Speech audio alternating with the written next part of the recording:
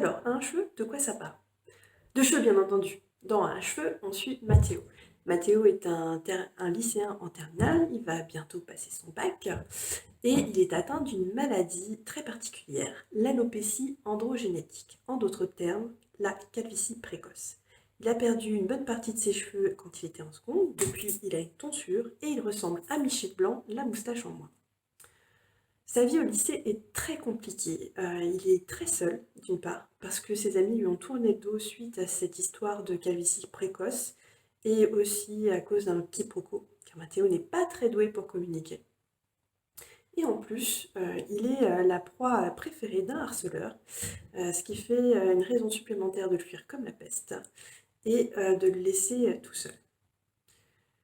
Au lycée, le seul rayon de soleil dans sa journée, c'est quand il aperçoit la belle Soraya. Soraya est une jeune fille qui a une chevelure absolument magnifique. Elle a des coupes afro, des tresses, ce genre de choses, et il est complètement tombé en amour pour sa chevelure. Parce que oui, il est complètement obsédé par les cheveux. À la maison, il joue la plupart du temps enfermé dans sa chambre à un jeu en ligne qui s'appelle Space and Demons, parce qu'il a comme ça une équipe de copains qu'ils n'ont jamais vu et avec lesquels il peut être lui-même. Et c'est un petit peu sa bouée de sauvetage, en gros, qui lui permet de garder le cap. Un jour, sa cousine débarque à la maison et quand elle le retrouve, elle se rend compte qu'il a terriblement changé en l'espace de quelques années. Et elle décide de le secouer, de le réveiller et de le pousser en fait à assumer sa calvitie. Elle l'emmène chez le coiffeur essayer un postiche. Et là, pour lui, c'est un choc. Se voir avec des cheveux le transforme complètement.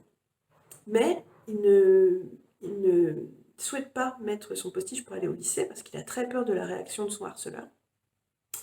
Et de ce fait, il décide de mettre son postiche le week-end et d'essayer de conquérir le cœur de la belle Soraya en se faisant passer pour le cousin Paul. Sauf que, bien évidemment, rien ne va se passer comme il l'aurait souhaité. Voilà. Alors, j'espère que vous aurez envie de voir comment le pauvre Paul Mathéo va s'en sortir et se dépêtrer de toutes ces histoires de cœur. Je vous souhaite de bonnes lectures et à très bientôt.